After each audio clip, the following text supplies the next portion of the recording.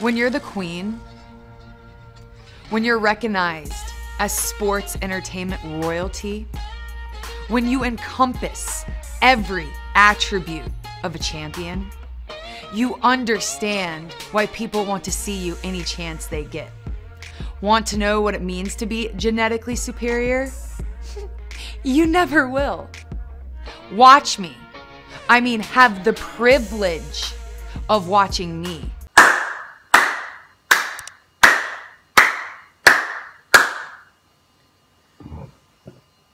Permettez-vous? Oula.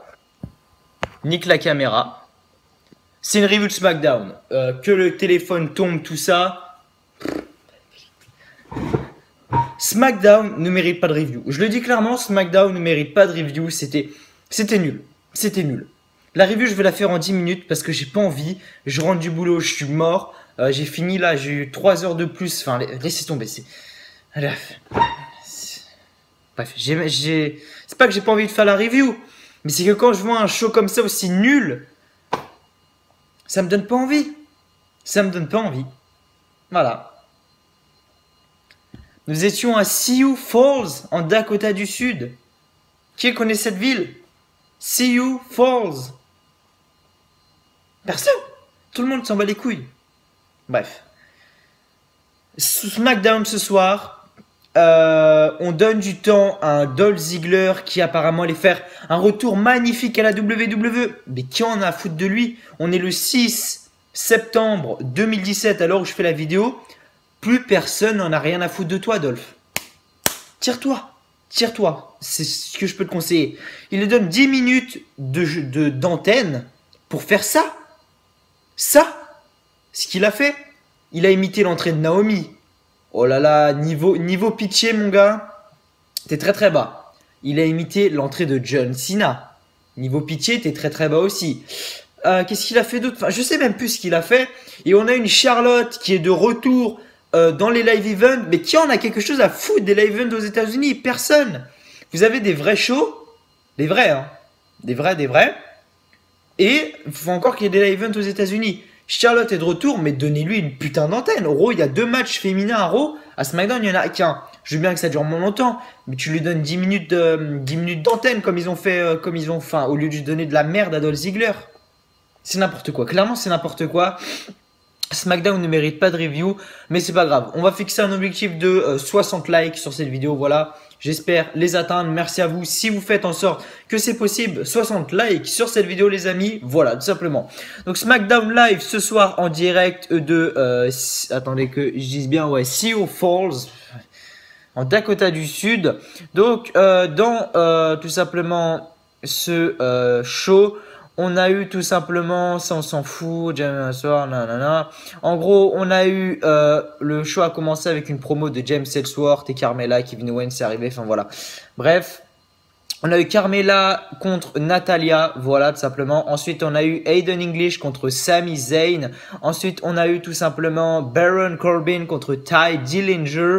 Ensuite, on a eu tout simplement le main event. Voilà, on a eu le main event. Vous voyez à quel point ce SmackDown a été faible. On a eu 4 matchs, je crois. 4 matchs. J'avoue, il s'est passé une chose de bien. Mais voilà.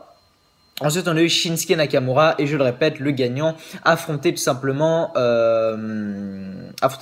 Jinder Mahal à Hell in a Cell, donc le prochain pay-per-view de SmackDown Live, tout simplement. Donc, on a commencé tout simplement le show, comme je vous l'ai dit, avec une entrée de Carmella et de James Ellsworth, tout simplement. Donc, ils ont commencé à promo, tout ça, enfin voilà. Bref, ils ont commencé à promo. Kevin Owens arrive. Le choc, voilà, parce que j'ai pas compris quel était le rapport entre Carmella et Kevin Owens, tout simplement. Et en gros, Kevin Owens arrive et dit qu'il a une bonne nouvelle pour Carmella. Il dit qu'il y aura un arbitre spécial pour son combat et c'est ce dernier, donc Kevin Owens. Et oui, il veut prendre le maillot à l'arbitre, mais l'arbitre refuse. Ensuite, on entend tout simplement la musique, excusez-moi, de Shane McMahon qui arrive sur le ring et qui dit qu'il veut savoir ce qui arrive, voilà. Et Kevin Owens ne peut pas être l'arbitre, voilà. Donc en gros, Shane McMahon lui a dit, t'es pas l'arbitre, mec, donc casse-toi en gros. Mais Kevin Owens continue, il veut être clair. Kevin Owens doit arrêter de le blâmer pour les défaites. Il avait dit qu'il allait répliquer si Kevin Owens ou AJ Styles allaient faire quelque chose il y a 2 semaines. Kevin Owens avait eu un match avec le choix de l'arbitre, mais l'arbitre a décidé de partir, tout simplement. Ensuite, Kevin Owens dit que Corbin a quitté car Shane l'a sorti du ring. Kevin Owens dit que Shane ne l'a jamais voulu à SmackDown. Voilà, tout simplement. Donc en gros, Shane est même prêt à amener ses enfants pour son entrée. En gros, c'est ce que dit Kevin Owens. Et ce que Shane voudrait être impressionné par son père dans un Hell in a Cell. Et Kevin Owens se dit que tout le monde irait mieux si Shane n'avait pas survécu à l'écrasement d'hélicoptère spécialement lu. La WWE, son père, sa femme et ses enfants. Je trouve que ça, l'écrasement de l'hélicoptère, c'était quelque chose qui a été vrai. Voilà, c'était. Moi, j'ai eu peur vraiment pour Shane McMahon. Donc là, je trouve que c'est un peu déplacé de la part de Vince McMahon d'avoir donné ce texte-là à Kevin Owens parce que voilà, au niveau de l'écrasement d'avion, enfin au niveau de l'écrasement d'hélicoptère, c'était pas. Enfin voilà. Voilà. Donc comme vous avez vu, petit problème. Enfin voilà, c'est la galère. Clairement, c'est la galère. Je vais pas vous le cacher. Regardez où je suis dans mon cabanon. Je suis dans mon cabanon pour faire ma vidéo parce que j'ai pas de bureau. Enfin, rien n'est organisé. Et c'est peut-être pour ça que ça se trouve SmackDown m'énerve aujourd'hui. Mais c'est pas grave. Je vais reprendre, voilà, promo de Kevin Owens. Je sais plus où j'en étais. Donc, Carmella accompagnée de James Ellsworth contre Natalya, tout simplement. Donc, Miss Money in the Bank contre la championne de SmackDown Live. Donc à la fin du combat, James Ellsworth lance la valise à Carmella alors que le match n'était toujours pas fini, mais Carmella était en bonne position pour battre Natalya tout simplement. Mais Carmella dit qu'elle ne veut pas tout de suite tout simplement. Donc Carmella redonne la valise à James Ellsworth, sauf que Natalya profite de la distraction en gros de Carmella qui redonne la valise à James Ellsworth pour un roll-up 1, 2 et 3. Victoire de Natalya tout simplement. Donc voilà. Après le match, voilà, Carmella prend le micro et dit que James Ellsworth n'a pas besoin de s'excuser. Elle sait qu'il s'excuse pour le piètre humain qui il est. Donc en gros, un guignol en gros. Et elle n'a pas besoin de quelqu'un comme lui pour avoir du succès. Comment James fait pour rester ici? Il est un cas pour la charité. James est chanceux d'être avec elle. Et c'est la dernière fois qu'elle était dans son business. C'est la fin entre eux. Voilà, donc Carmella et James Ellsworth. It's end. Ensuite, voilà. De retour, c'est le moment de voir Dolph Ziggler. Oh, Malaise TV, je vous jure, passez ce smack, même si vous kiffez Dolph Ziggler, passez, c'est malaisant. Dolph Ziggler arrive sur le ring, voilà, enfin pas sur le ring, mais sur la rampe d'entrée. Dolph Ziggler dit que tout le monde ici n'a aucune appréciation pour ce qu'il peut faire sur le ring. On préfère rester ici à ne rien faire alors qu'on a le meilleur performeur devant nous. C'est vrai que Dolph Ziggler c'est l'un des meilleurs catcheurs au monde, ça y a aucun souci. Mais ce soir il était malaisant. On ne le veut pas, on préfère avoir une gimmick idiote. Ziggler quitte et la musique de John Cena commence. Et Dolph Ziggler imite la musique de John Cena, donc il arrive en casquette avec la petite serviette là. N'importe quoi. La musique de John Cena commence et Dolph Ziggler arrive en coupure Cena, ce que je viens de vous dire. Ziggler demande si ça a marché, on a tous vu. Ziggler retourne en coulisses et demande la musique du Macho Man Randy Savage. Dolph Ziggler commence, arrive en mode Macho Man. Malaisant, vraiment malaisant. Bref, ensuite Ziggler dit que tout simplement il retourne en coulisses et arrive en mode Naomi, voilà, avec la musique de Naomi, les cheveux de Naomi, enfin il dit qu'il arrive un costume lumineux, des gestes idiots et une danse. N'importe qui peut faire ce qu'il vient de faire, mais personne ne peut faire ce qu'il a fait sur ce ring. On n'appréciait pas ça, lui non plus nous aime pas, on le rend malade. Dolph Ziggler retourne en coulisses. C'était malaisant, passez ce passage, vraiment passez ce passage parce que c'était vraiment pas un passage bon du show. Ensuite, Aiden English contre Sami Zayn, pauvre Sami Zayn encore une fois. À la fin du combat, Aiden English tout simplement vient tout juste de commencer, enfin le match vient tout juste de commencer et Aiden English évite un saut de Sami Zayn pour le faire un roll-up pour le compte de 3. Sami Zayn, c'est le pauvre. Franchement, j'aurais été à sa place, j'aurais démissionné depuis longtemps clairement parce que voilà, le mec est l'un des meilleurs catcheurs au monde. Voilà, c'est même pour moi c'est l'un des meilleurs catcheurs au monde, mais le mec un booking vraiment trop déséquilibré, c'est un truc de fou. Mais voilà, qu'est-ce que vous voulez que je vous dise? C'est comme ça. Ensuite, après le combat, Aiden English propose sa chanson, enfin on s'en fout.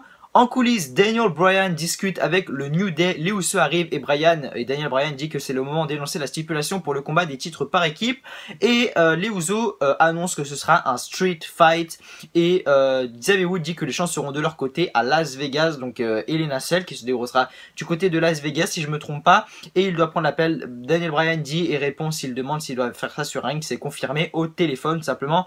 Du coup voilà.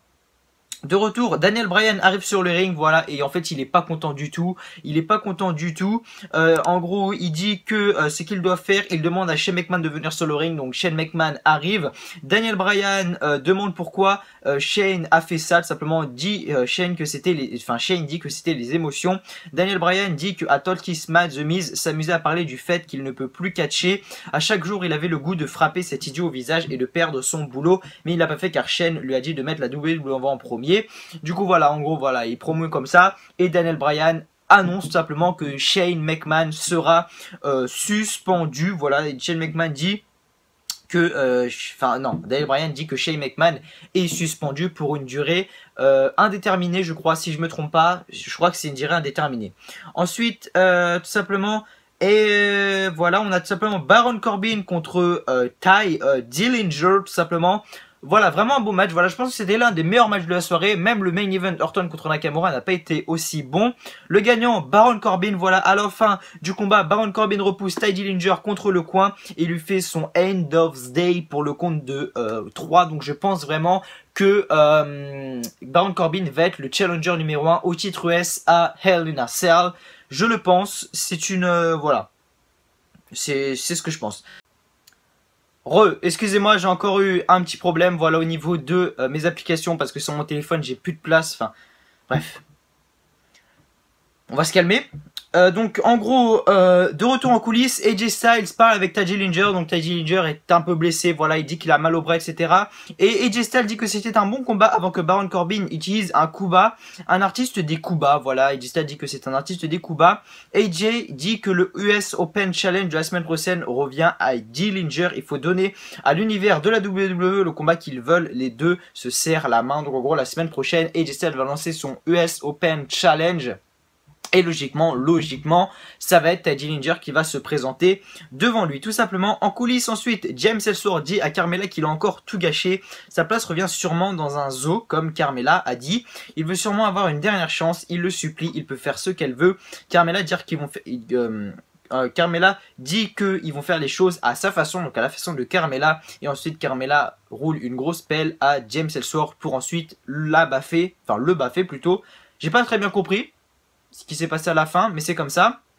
Ensuite, Nakamura arrive et on quitte pour une pause. Voilà, donc de retour, Randy Orton arrive et on voit que Jinder Mahal regarde le match en haut dans une loge avec les Thing Brothers. Je rappelle que le gagnant affrontait tout simplement Jinder Mahal à Hell in a Cell qui se déroulera dans la nuit de je sais plus c'est quel, je sais plus c'est quand. Voilà, je sais plus c'est quand. Du coup voilà, à la fin du combat, Randy Orton bloque le Kinshasa avec un Power Slam pour le couvrir, mais il résiste. Orton enchaîne avec son DDT de la deuxième corde et se lance pour un RKO, mais Nakamura le bloque avec un Hammer, mais Orton le repousse au sol pour arrêter la soumission. Ensuite, Shinsuke Nakamura bloque encore un RKO et lui fait son Kinshasa pour le compte de 3. Donc Shinsuke Nakamura est tout simplement le futur challenger pour le titre à Hell in a Cell, tout simplement. Voilà, franchement c'est quelque chose qui me donne pas envie.